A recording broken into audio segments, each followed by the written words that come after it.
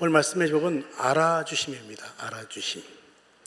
사람에게 가장 깊은 갈망은 무엇이냐면 누군가가 내 마음을 알아주는 것, 알아줌에 대한 마음일 거라고 생각이 듭니다.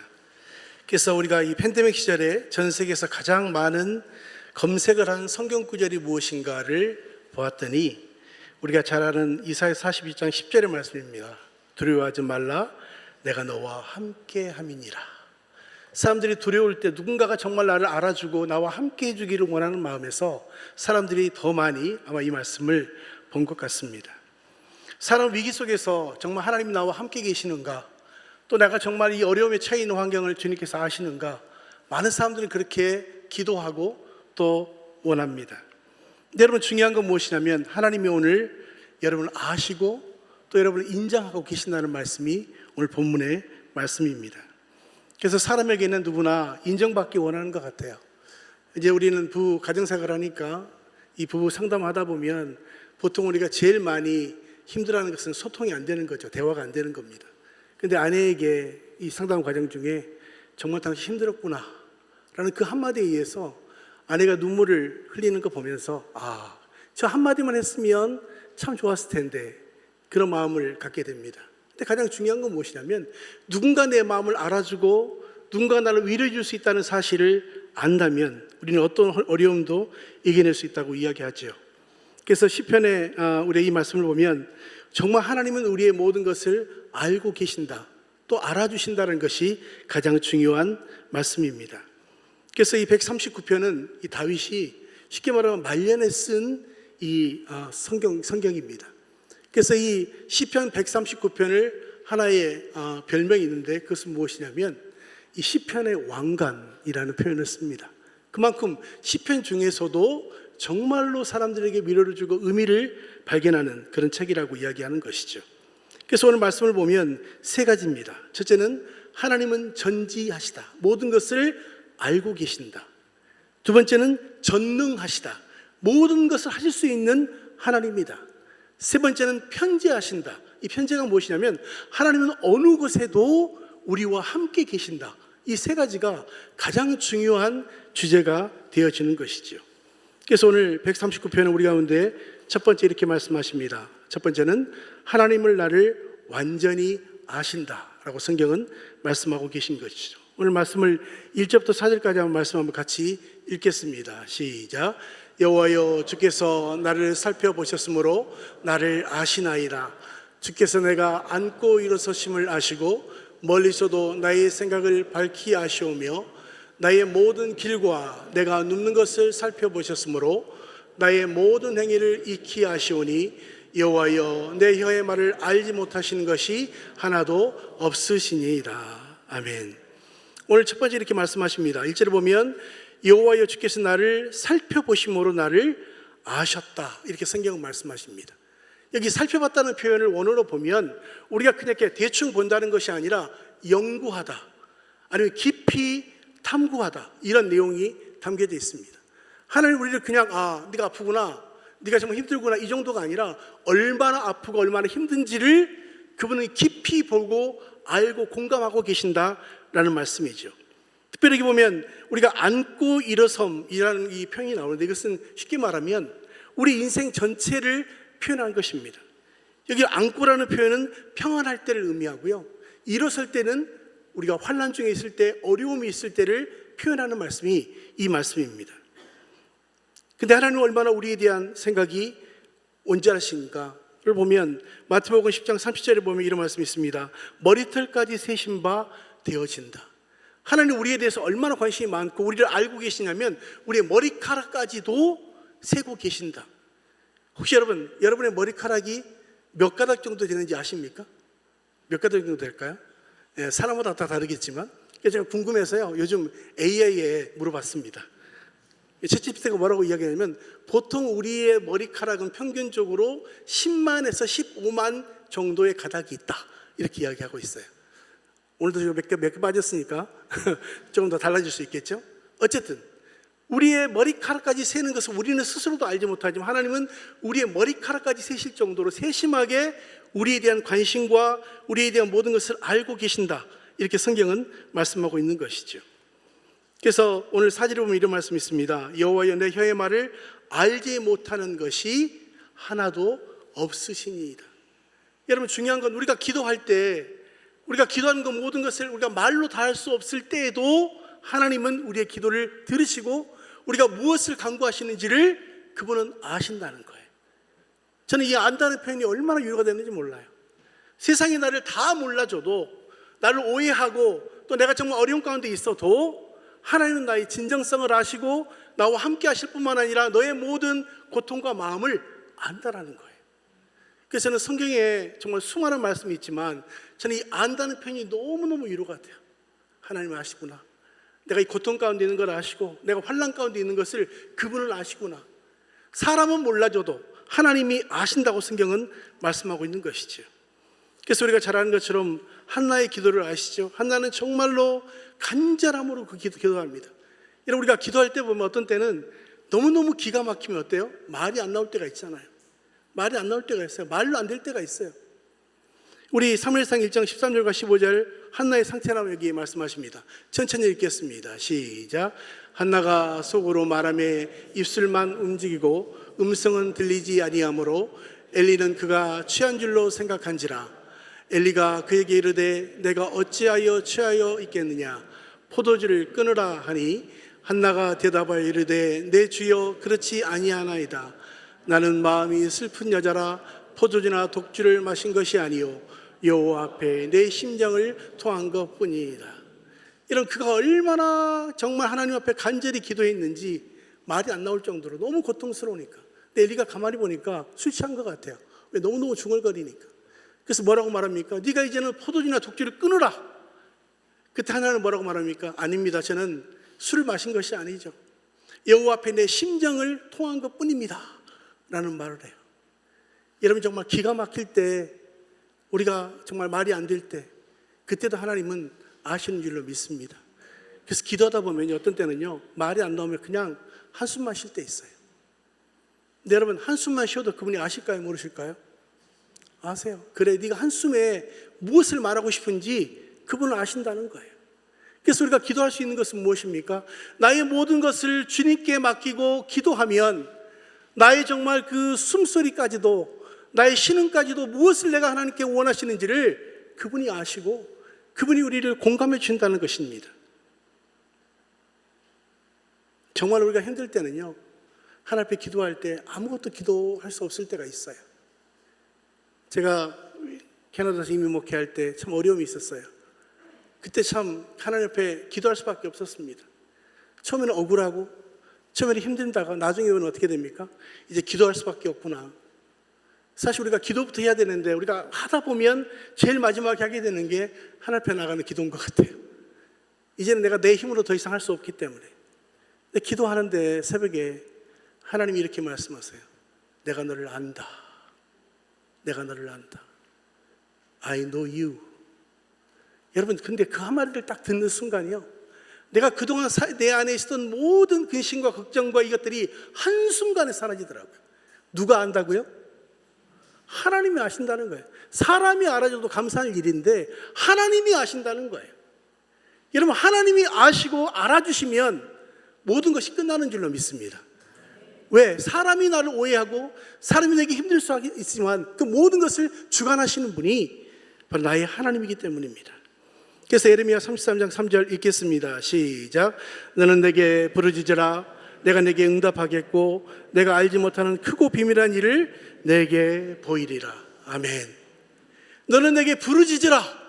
내가 내게 응답하겠고 내가 알지 못하고 크고 은밀한 일을 내게 보이겠다고 말씀하십니다. 여러분 정말 힘들 때 하나님 앞에 기도하시기 바랍니다. 부르짖으시기 바랍니다. 왜? 그분이 응답하겠다고 약속하고 계세요. 응답하시고 알지 못하고 크고 은밀한 것을 내게 보이리라. 내가 지금까지 상상할 수 없는 일, 내가 정말 앞으로 계획할 수 없는 물들까지라도 하나님이 들으시고 은밀한 것으로 말씀해 주시겠다는 거예요. 우리가 여러분 기도할 수 없기 때문에 힘든 거지 기도할 수만 있으면 저는 길이 있는 줄로 믿습니다. 두 번째는 말합니다. 하나님은 어디에나 계시며 나를 떠나지 않으신다. 우리가 7절부터 10절의 말씀 한번 읽어볼까요? 시작. 내가 주의 영을 떠나 어디로 가며 주의 앞에서 어디로 피하리이까? 내가 하늘에 올라갈지라도 거기 계시며 수월이 내 자리에 펼지라도 거기 계시나이다. 내가 새벽 날개를 치며 바다 끝에 가서 거주할지라도 거기서도 주의 손이 나를 인도하시며 주의 오른손이 나를 붙드시리라. 아멘. 성경이 이렇게 말합니다. 7절에 내가 주의 영을 떠나 내가 어디로 가며 주의 앞에서 어디로 피하겠나이까? 이 말은 무엇입니까? 하나님은 계시지 않은 곳이 없다는 거예요. 편지하신다는 거예요. 우리가 이곳에도 우리가 하나님 함께 하시지만 여러분의 일하는 현장에도 함께 하시고 여러분의 가정에도 하나님 함께 계신다는 말씀입니다. 그래서 오늘 다윗은 그가 정말 이 말년에 지은 거기 때문에 자기가 자기 인생을 다 살아보고 어떤 하나님인가를 이야기하는 말씀이에요. 내가 쭉 인생을 살아보니 내가 기쁠 때나 슬플 때나 어떤 때에도 어떤 위험 속에서도 그분은 나와 함께 동행하고 계셨다는 것이죠.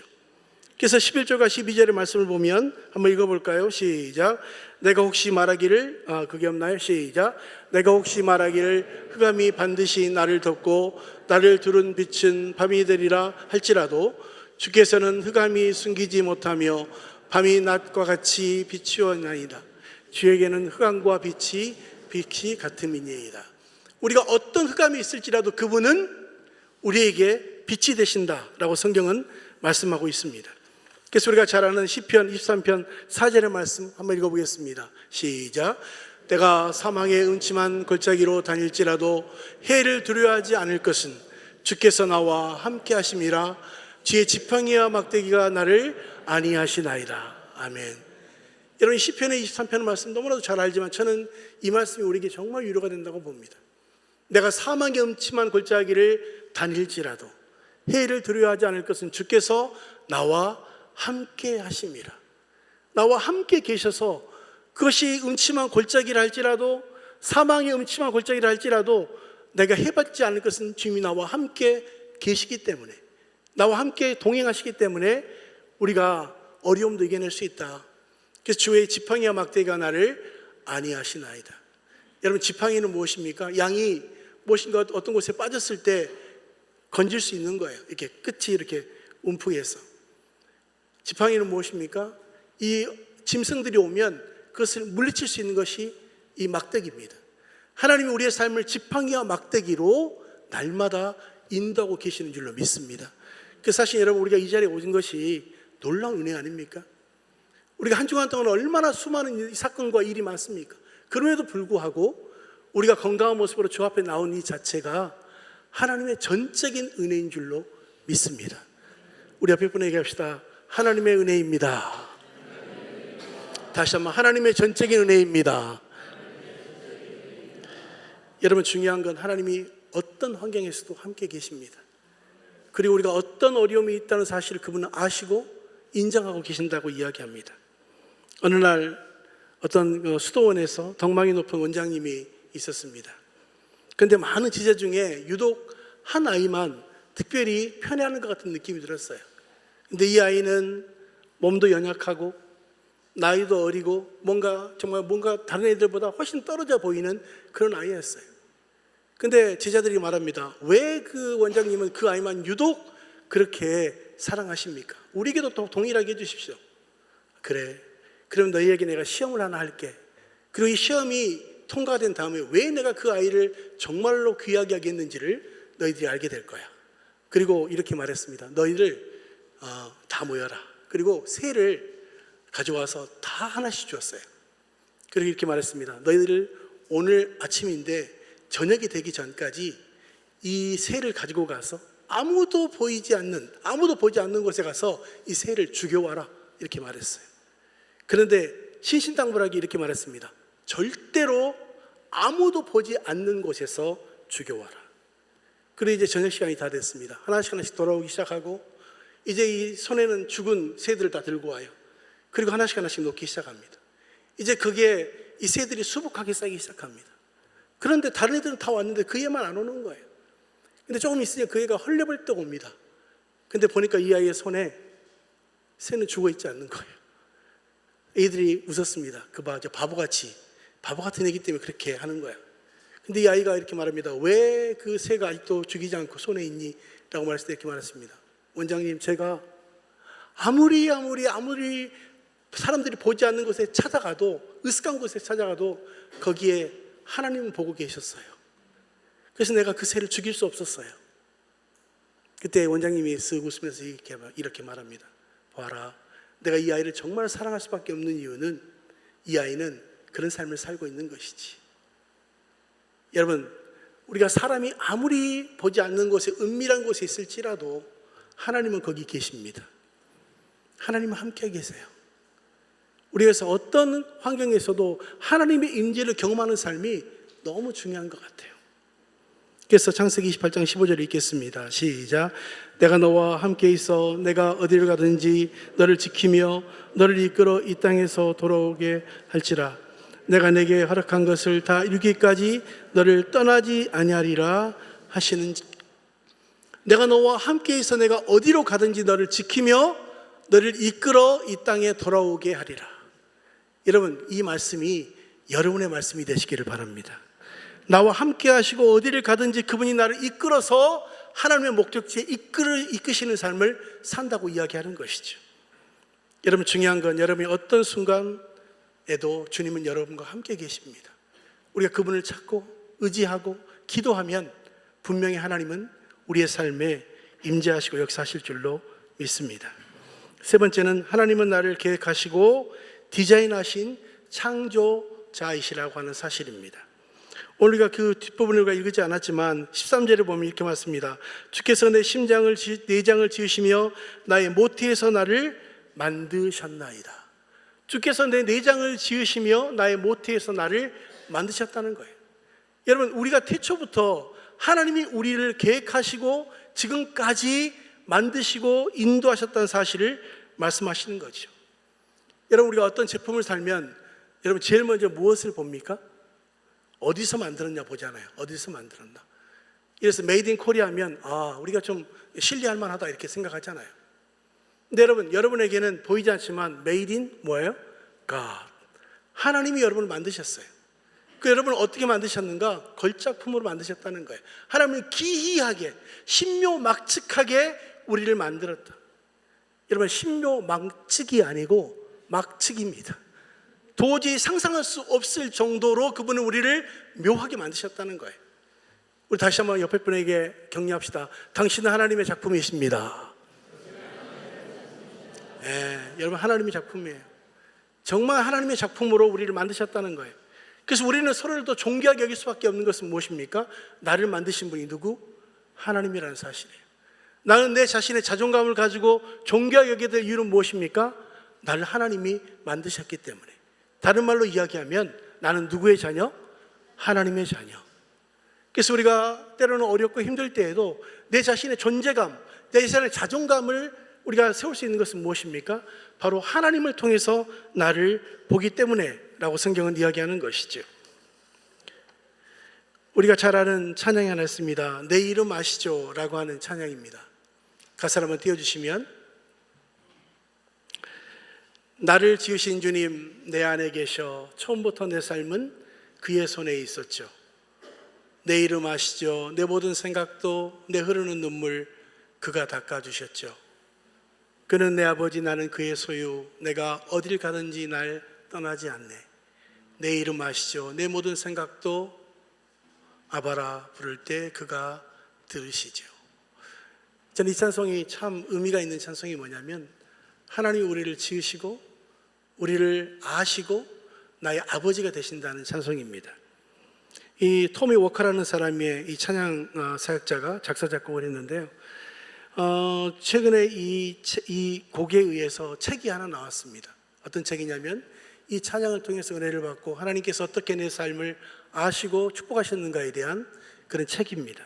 근데 그 책 이름이 He knows my name. 그는 나의 이름을 알고 계신다. 이런 내용의 책이 나왔는데, 거기에 하나의 예화가 하나 나옵니다. 그 책 가운데 찰리의 점심 식사라고 하는 그런 하나의 주제가 있습니다. 찰리는 태어날 때 심장에 문제가 있었습니다. 2개 구멍이 있었어요. 그래서 아이가 태어나자마자 심장으로 인해서 아주 힘들고 고통스러운 시간을 만납니다. 그리고 의사는 부모에게 말합니다. 아마도 이 아이는 곧 하늘나라에 갈 것 같습니다. 이 아이에게 마지막 인사를 하십시오. 그런데 참 놀라운 것은 많은 사람들이 기도를 통해서 이 아이는 생명이 살아나게 됩니다. 그리고 3살이 되기 전까지 2번의 수술을 받게 되고, 마지막 한 번은 완전히 그 심장 박동기를 몸에 심을 수밖에 없는 그 아이가 된 것이죠. 근데 참 놀랍게도 이 아이는 하나님의 은혜로 13살 때까지 아주 건강하게 자라게 됩니다. 그런데 13살이 되었을 때 사건이 생깁니다. 그것은 무엇이냐면, 이 아이가 개와 이렇게 놀다가 개를 쫓아가다가 아이가 넘어지게 돼요. 그리고 심장 박동기에 문제가 생기게 됩니다. 그리고 이 아이는 오래가지 못해서 한 15분 만에 생명을 잃고 하늘나라에 가게 됩니다. 그의 부모는 오열합니다. 하나님, 이 아이를 우리에게 선물로 주셨는데 왜 이런 어려움을 우리에게 주십니까? 하나님, 이 환경을 하나님 아시지요? 하나님, 너무 고통스럽습니다. 그들이 기도할 때 하나님께서 이렇게 말씀하십니다. 내가 안다. 나는 이 아이를 지었고 지금까지 이 아이를 나를 인도해 왔고 또 나의 나라에 불렀다. 너희에게 하나의 사명이 있는데 그것은 무엇이냐면, 이 아이가 이 땅에 있는 동안 해야 될 하나님의 일을 너희들이 함께 하는 거다. 그러면서 이렇게 말씀하셨습니다. 이 아이를 위해서 매번 점심을 싸서 아마 어떤 학교에 보냈던 것 같아요. 근데 이것을 생각나게 하시면서 찰리의 점심 식사라고 하는 단체를 하나 만들게 됩니다. 그리고 정말로 먹지 못하고 굶주리는 아이들을 매일같이 1000명 이상의 아이들에게 점심 식사를 제공하는 그런 일들을 하게 되어집니다. 그러면서 말합니다. 그 아이가 할 수 없는 일을 너희에게 위탁하고 너희가 그 일들을 통해서 하나님의 의를 나타내기를 원한다. 여러분, 우리의 삶 안에 좋은 날만 있으면 얼마나 좋겠습니까? 근데 여러분, 우리가 좋은 날도 슬픈 날도 어려운 날도 결국은 하나님이 함께 계시고 하나님이 우리의 삶을 정말 주장하고 계신다는 것을 우리의 삶을 경험하는 것이 너무 중요하다고 생각이 듭니다. 그렇다면 여러분, 우리가 고통스러울 때, 아플 때, 힘들 때 그분은 우리와 함께 하십니다. 그리고 여러분이 지금 말할 수 없는 어떤 기도 제목이 있는 그 기도 제목까지라도 그분은 아시고 인정하고 계신다고 믿습니다. 그래서 여러분, 고통을 알아주면요, 고통이 경감됩니다. 우리가 정말로 무엇인가를 잘했을 때 그것을 알아주면요, 삶의 의미가 생겨요. 근데 우리가 어떤 환경에 있어도 그분은 우리의 삶을 축복하시고 우리와 함께하고 계신다는 사실을 우리가 믿는 것이 굉장히 중요한 것이죠. 그래서 시편 37편 23절과 24절 말씀 한번 읽겠습니다. 시작. 여호와께서 사람의 걸음을 정하시고 그의 길을 기뻐하시나니 그는 넘어지나 아주 엎드러지지 아니하는 것은 여호와께서 그의 손으로 붙드심이로다. 아멘. 저는 이 말씀이 참 위로가 됩니다. 여호와께서 사람의 걸음을 정하시고 우리의 걸음을 정하셨다는 거죠. 우리의 이것을 일정을 아신다는 거죠. 그의 길을 기뻐하시나니 그는 넘어지나 아주 엎드러지지 아니하는 것은 여호와께서 그의 손으로 붙드심이라. 여러분, 지금 우리가 어려운 환경에 있을 때 그분은 우리를 붙드십니다. 넘어지되 아주 넘어지지 않고 우리가 정말 그것을 이겨낼 수 있는 힘을 주님께서는 주고 계시는 줄로 믿습니다. 그렇다면 우리 아까 불렀던 찬양 한번 불러보겠습니다. 내 이름 아시죠?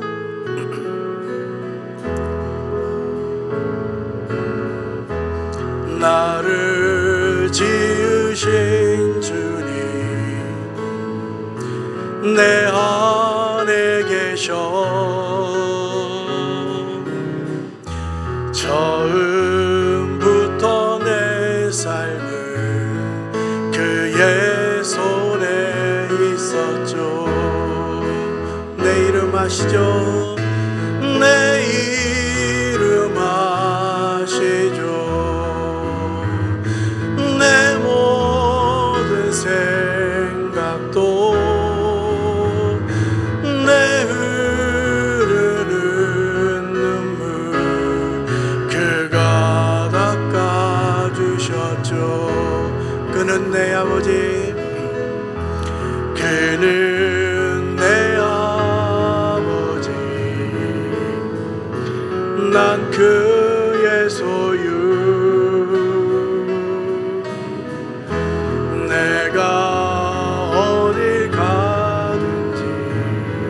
날 떠나지 않죠. 내 이름 아시죠? 내 이름 아시죠? 내 모든 생각도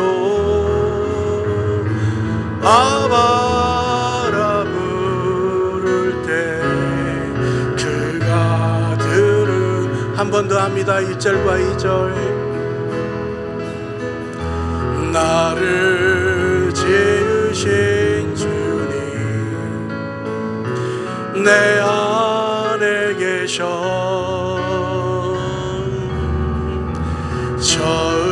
처음부터 내 삶은 그 손에 있었죠. 내 이름 아시죠? 내 이름 아시죠? 내 모든 생각도 내 흐르는 눈물 그가 닦아주셨죠. 그는 내 아버지, 그는 내 아버지, 난 그의 소유. 내가 어딜 가든지 날 떠나지 않죠. 내 이름 아시죠? 내 이름 아시죠? 내 모든 생각도 아바라 부를 때 그가 들으시죠. 내 이름 아시죠?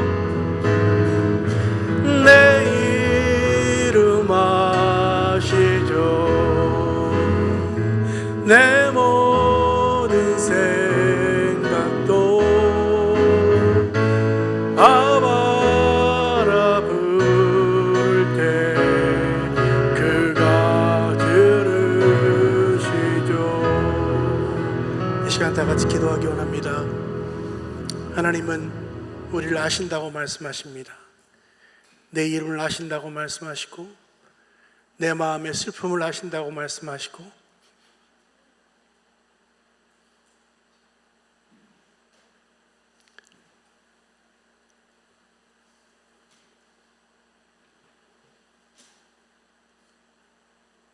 우리의 기도 제목을 아신다고 말씀하십니다.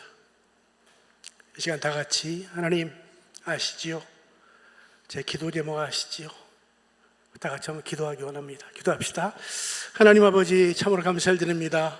하나님, 우리가 때로 어렵고 고통스럽고 힘들 때 하나님, 우리가 어찌할 수 없지만 하나님 아시고, 하나님 사람 알지 못하지만 하나님 아시고 우리를 위로하신 하나님인 것을 믿습니다. 하나님, 우리 모두를 하나님 위로해 주시고 하나님 소망을 주시고 하나님과 함께 승리할 수 있도록 하나님 도와주옵소서.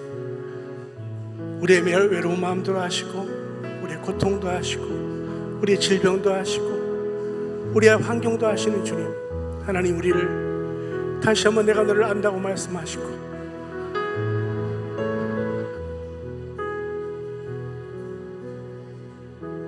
위로하여 주옵소서.